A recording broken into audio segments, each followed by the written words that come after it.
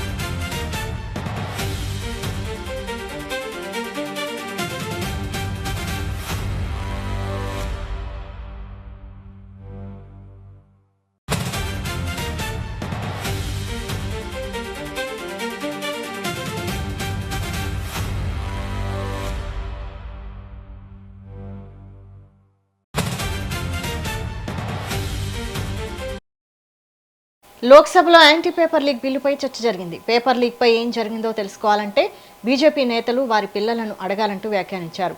ఢిల్లీ వీధుల్లో జరిగింది నిరసన కాదని, భావ వ్యక్తీకరణ అని రాహుల్ పేర్కొన్నారు. విద్యార్థులు శాంతియుతంగా ఆందోళన చేశారని ఆయన తెలిపారు. విద్యార్థుల ఆందోళనను దేశ ప్రజలు అర్థం చేసుకున్నారని రాహుల్ అన్నారు.